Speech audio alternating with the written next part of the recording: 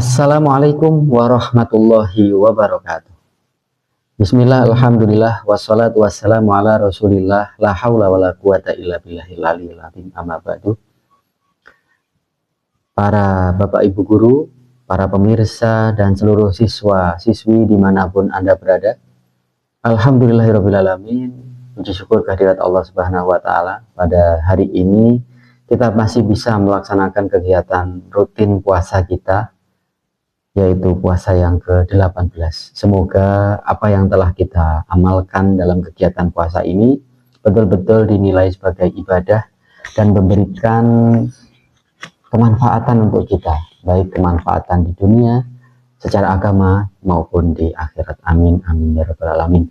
Dan semoga ke depan kita bisa diberikan kesehatan oleh Allah Subhanahu wa taala untuk melaksanakan kegiatan puasa ini dengan baik, dengan penuh, dan tentunya dengan kualitas yang baik, sehingga pada akhirnya kita bisa mendapatkan trofi yang sangat mulia, yaitu Lailatul Qadar. Amin amin ya rabbal alamin. Para pemirsa, bapak ibu guru, dan seluruh siswa-siswi dimanapun Anda berada, pada kesempatan ini izinkan saya untuk menyampaikan beberapa hal berkaitan dengan puasa di era digital. Secara bahasa, kita bisa pahami bersama bahwa puasa memiliki makna yaitu al-imsak, atau secara sederhana bisa kita artikan menahan. Secara umum puasa itu berkaitan dengan menahan diri dari hal-hal yang membatalkan puasa, yakni makan dan minum. Akan tetapi ketika konsep puasa ini kita bawa ke kekinian, konsep kekinian di era digital hari ini, maka kita harus meningkatkan kualitas puasa kita, bukan hanya untuk menahan lapar dan minum, akan tetapi untuk melaksanakan kegiatan-kegiatan yang bersifat digital dengan baik, sesuai dengan adab dan tata krama digital. Para pemirsa, Bapak Ibu Guru, dan seluruh siswa-siswi dimanapun Anda berada, tentu kita ketika mengingat sebuah ayat yang menceritakan tentang bagaimana puasa yang dilakukan oleh ibunda dari Nabi Isa, yaitu Siti Maryam, walan ukallimal yauma insiya. Jadi puasa yang dilaksanakan oleh ibunda dari Siti Maryam adalah jenis puasa yang bisa kita sebut bahwa puasa untuk tidak berbicara. Nah, di sini dimaknai juga sebagaimana berpuasa. Maka ketika kita menahan diri untuk tidak melakukan flexing, ketika kita menahan diri untuk tidak menyebarkan hoax atau menyebar informasi yang kita belum tahu kebenaran sumbernya, maka dalam konsep era digital ini juga disebut sebagai puasa.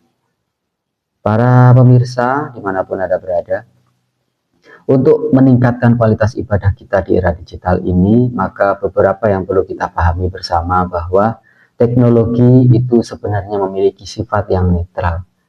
Teknologi memiliki manfaat yang luar biasa. Ada dua potensi yang bisa kita lihat dari media sosial ini atau dari teknologi ini, media era digital ini. Yang pertama adalah kelebihannya speed atau kecepatan. Maka ketika kita zaman dulu menyampaikan informasi melalui surat dan lain-lain, sekarang di era digital ini bukan hanya menunggu beberapa hari, namun hitungannya adalah detik, maka informasi akan cepat menyebar. Maka dari sini ada sebuah istilah, mulutmu harimaumu, pada zaman era dulu, era milenial. Akan tetapi sekarang di era digital ini adalah jarimu atau jemarimu adalah harimaumu. Maka jangan lupa ketika kita menahan diri untuk tidak meninggalkan jejak-jejak digital yang jelek, jejak digital yang buruk, maka sesungguhnya kita sudah melaksanakan puasa dengan konsep era digital yang kekinian. Bapak Ibu Guru, para pemirsa, dan seluruh siswa-siswi dimanapun Anda berada, Di era digital ini banyak terjadi tren-tren baru, diantaranya adalah sebut saja salah satunya flexing. Jadi banyak orang yang memamerkan sesuatu yang dimiliki, kemudian diunggah di media sosial. Contoh melaksanakan buka bersama, menu-menu yang enak, atau di luar makan keseharian yang sifatnya harganya mahal dan lain-lain, atau tempatnya yang mahal, kemudian difoto, diposting di media sosial, bukan untuk personal brand, akan tetapi hanya untuk flexing. Maka hal ini akan memiliki dampak yang negatif, baik orang yang melaksanakan flexing tersebut ataupun orang yang melihatnya. Dari sisi orang yang melihat, maka akan menimbulkan rasa iri, akan menimbulkan rasa yang kurang bersyukur terhadap nikmat Allah Subhanahu wa Ta'ala, sehingga akan memberikan dampak negatif ke depan bagi orang-orang yang melaksanakan kegiatan flexing ini.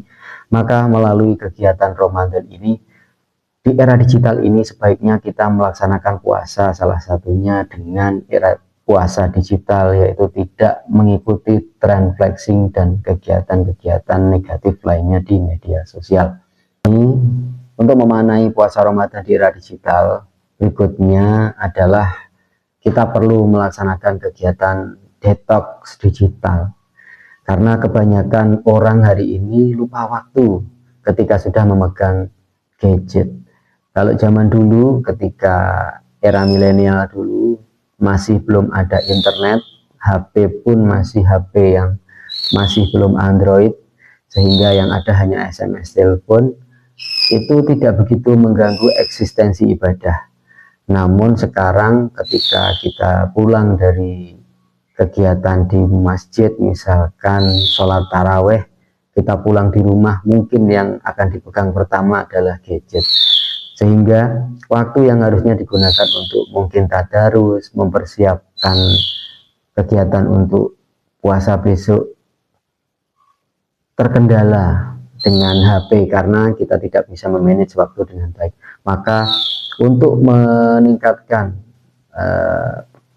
semangat ibadah kita di puasa Ramadan ini, maka kita perlu melaksanakan detox digital. Pemirsa, Bapak Ibu Guru dan seluruh siswa-siswi dimanapun Anda berada, pada akhir kultum ini kami ingin mengajak kepada semuanya untuk mari kita tingkatkan kualitas ibadah kita di bulan Ramadan ini, karena di bulan ini adalah bulan yang sangat mulia, bulan yang sangat penting, bulan sebagai hadiah dari Allah Subhanahu wa Ta'ala kepada umat Nabi Muhammad SAW, di mana dari bulan ini kita akan mampu menyaingi ibadah-ibadah dari kaum-kaum terdahulu kita, sehingga walaupun umur kita pendek, akan tetapi dengan kualitas ibadah di bulan Ramadan ini kita bisa menyamai di terdahulu yang memiliki umur yang panjang, dengan cara kita bijak dalam menggunakan media sosial, kita bijak dalam menggunakan gadget kita. Jangan sampai kesempatan yang telah diberikan oleh Allah Subhanahu wa Ta'ala sebagai ajang untuk meningkatkan kualitas ibadah dan pahala kita ini menjadi sia-sia, lalai, karena kita tidak bisa menerapkan adab dalam bermedia sosial.